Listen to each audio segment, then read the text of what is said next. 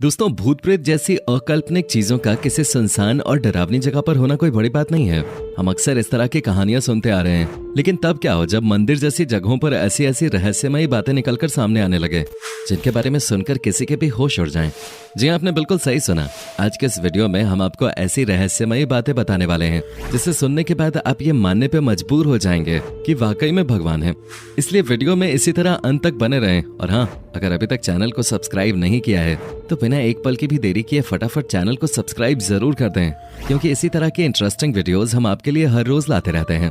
दोस्तों, न केवल भारत में बल्कि पूरी दुनिया में केदारनाथ मंदिर को सबसे मिस्टीरियस मंदिरों में से एक माना जाता है। केदारनाथ मंदिर भारत के उत्तराखंड राज्य के रुद्रप्रयाग नाम के जिले में स्थित है। भगवान शिव का यह मंदिर हिंदू धर्म के सभी तीर्थ स्थलों में से सबसे शुद्ध माना जाता है। और इस मंदिर के बारे में एक बहुत ही प्रचलित मान्यता ये है कि जो कोई भी जाकर इस मंदिर में पूजा कर पाता है वो बहुत ही खुशकिस्मत होता है, क्योंकि मान्यताओं के अनुसार इस मंदिर तक पहुंच पाना हर किसी की किस्मत में नहीं होता है। पर इन सबसे ज्यादा रोचक बात तो ये है कि केदारनाथ मंदिर को कब, किसने और क्यों बनवाया, इसके बारे में कोई भी नहीं जानता। हालांकि वो अलग बात है कि धर्म और शास्त्रों में ये लिखा गया है कि केदारनाथ मंदिर को पांडवों ने बनवाया था, परंतु अभी तक इस बात का कोई सबूत नहीं मिला है कि इस मंदिर को वाकई में पांडवों ने बनवाया था या फिर इसके पीछे कोई और ही रहस्य छुपा हुआ है। और इस मंदिर का रहस्य यहीं पर खत्म नहीं होता, क्योंकि जब आप केदारनाथ मंदिर की बनावट को देखेंगे तो आपका सिर चकराने लग जाएगा। केदारनाथ मंदिर में जो पत्थर लगे हुए हैं वो इतने सटीक और इंटरलॉकिंग तरीके से लगे हैं कि देखकर ही ऐसा लगता है मानो किसी मॉडर्न इंजीनियर ने इसे तैयार किया हो। पर ऐसा होना तो संभव नहीं है, क्योंकि ये मंदिर आज से हजारों साल पुराना है। और जिस किसी भी वक्त ये मंदिर बना होगा उस वक्त आज के समय में इस्तेमाल की जाने वाली मॉडर्न टेक्नोलॉजी का नामो निशान तक नहीं था। ऐसे में बिना किसी वर्तमान टेक्नोलॉजी के इस मंदिर को ऐसा बनाना अपने आप में किसी चमत्कार से कम नहीं है, क्योंकि कोई भी तूफान आए या फिर कितना ही बड़ा बवंडर क्यों ना आ जाए, इस मंदिर को कुछ भी नहीं हो सकता। तभी तो 16 जून 2013 को इतनी बड़ी सुनामी और तूफान में पूरा उत्तराखंड पानी में बह गया। यहाँ तक कि आज के जमाने की बड़ी बड़ी बिल्डिंगें जमीन पे ताश के पत्तों की तरह बिखर गई थीं। कितनी सारी बिल्डिंगें पानी के साथ पूरी तरह से तबाह हो गईं, लेकिन केदारनाथ मंदिर को आंच तक नहीं आई। पूरा का पूरा मंदिर वैसे का वैसा ही खड़ा रहा। भले ही पानी का सैलाब मंदिर के अंदर तक पहुंच गया था, जिसकी वजह से पूरा मंदिर पानी से डूब गया, लेकिन मंदिर को कुछ भी नहीं हुआ। जी हाँ, आज भी आप मंदिर को ठीक वैसा ही देखेंगे जैसा ये सालों पहले बनके तैयार हुआ था। अब ये बात सुनकर बहुत से लोगों को लग रहा होगा कि इसमें कौन सी बड़ी बात है। तो दोस्तों, जरा रुक जाइए। अब हम आपको जो बताने वाले हैं उसे सुनने के बाद आपके रोंगटे खड़े हो जाएंगे, क्योंकि उस वक्त बाढ़ के समय हर तरफ सिर्फ और सिर्फ पानी दिखाई दे रहा था। तभी उस बारिश में जब बहुत सारा पानी हो गया था, पीछे से एक बहुत बड़ा पत्थर पहाड़ से निकल कर आया और केदारनाथ मंदिर के जस्ट पीछे रुककर उसने पानी की धारा को 2 भागों में कर दिया। यानी कि पानी की तेज धार जो डायरेक्ट मंदिर को तबाह करने के लिए आगे बढ़ रही थी, उसे इस विशालकाय पत्थर ने बहुत ही चमत्कारिक तरीके से 2 भागों में बांट दिया, जिसकी वजह से मंदिर पूरी तरह सुरक्षित हो गया। ऐसे में सबसे बड़ा सवाल यह आता है कि जब लेटेस्ट टेक्नोलॉजी और मजबूत पत्थरों का इस्तेमाल करके बनी बड़ी बड़ी बिल्डिंग्स पानी के बहाव को नहीं झेल सकी और टूटकर बिखर गई, तो भला केदारनाथ मंदिर क्यों नहीं डूब सकता था।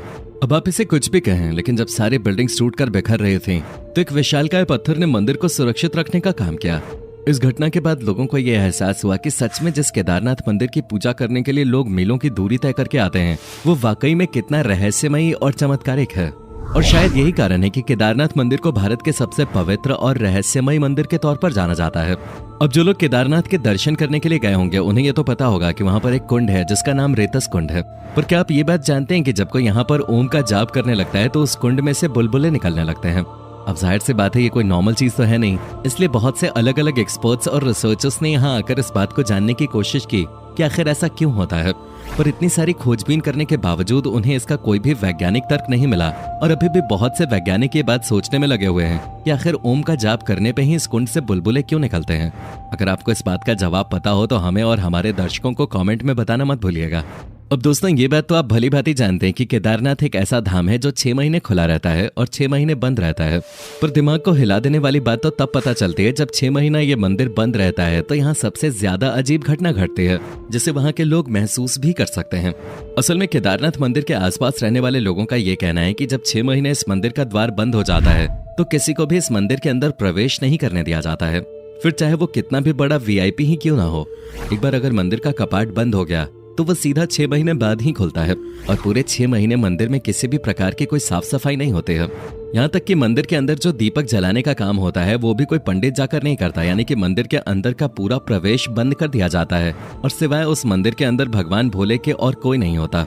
क्योंकि एक बार जब मंदिर बंद होता है तो वो सीधा 6 महीने बाद ही दर्शन के लिए खुलता है। पर जब मंदिर का कपाट 6 महीने बाद खुलता है तो लोग ये देखते हैं कि उसके अंदर का दीपक लगातार जल रहा है। अब जाहिर सी बात है दोस्तों, अगर आप किसी कमरे को 6 महीने तो क्या 6 दिन के लिए भी बंद करके चले जाएंगे, तो जब उसे दोबारा से खोलेंगे तो उसमें बहुत सारी धूल मिट्टी और तरह तरह के कीड़े मकोड़े घूमने लगेंगे। यानी कि जिस हाल में आपने उस कमरे को छोड़ा होगा उस हाल में तो कमरा बिल्कुल भी नहीं होगा, क्योंकि कमरा बंद हो या फिर खुला हो, अगर हम उसमें साफ सफाई नहीं करते तो प्रकृति किसी न किसी तरीके से उस पर अपना कब्जा करना शुरू कर देती है, फिर चाहे धूल मिट्टी के जरिए हो या फिर छोटे छोटे कीड़े मकोड़ों के जरिए। लेकिन जब स्वयं ब्रह्मांड को चलाने वाले भोलेनाथ किसी जगह पे हो तो प्रकृति की क्या मजाल कि वो उस जगह के आसपास भी फटक सके। तभी तो पूरे 6 महीने बाद जब केदारनाथ का कपाट खुलता है तो वो बिल्कुल भी गंदा नहीं होता।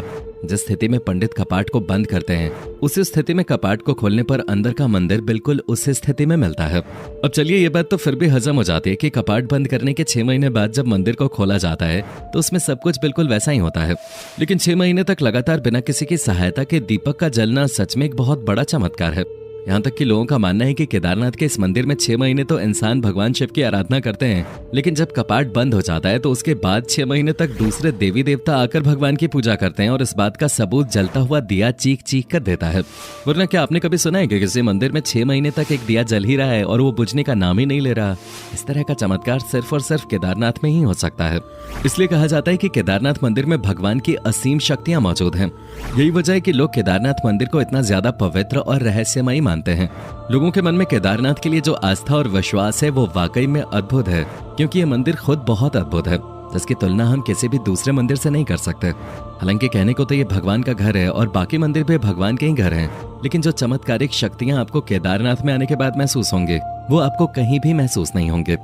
मंदिर के अंदर कदम रखते ही ऐसा लगता है मानो स्वयं भगवान शिव का हाथ सिर पे आ गया है और अब सारी तकलीफें खुद ब खुद ही मिट जाएंगे। और हम ये बात सिर्फ इसलिए नहीं कह रहे हैं कि ये किसी धर्म विशेष का मंदिर है और सभी को इसमें होने वाले चमत्कारों पर विश्वास करना चाहिए।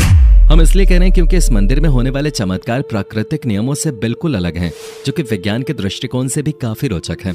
अब आप किसी भी धर्म से क्यों न ताल्लुक रखते हैं, लेकिन अगर आप विज्ञान को मानते हैं तो एक बार इस मंदिर में जाकर यहाँ होने वाले चमत्कारों को जरूर महसूस करिएगा, जिसके बाद आपको ये समझ में आ जाएगा कि इस दुनिया में कुछ ऐसी भी चीजें हैं जिनका विज्ञान से कोई लेना देना नहीं है, वो सिर्फ और सिर्फ चमत्कार पर चलते हैं। बाकी आप केदारनाथ मंदिर में होने वाले चमत्कारों पर कितना विश्वास करते हैं इसके बारे में हमें कमेंट में जरूर बताइएगा। और इसी तरह के रोमांचक वीडियोस को लगातार देखते रहने के लिए चैनल को लाइक, शेयर और सब्सक्राइब करना बिल्कुल भी ना भूलें। धन्यवाद।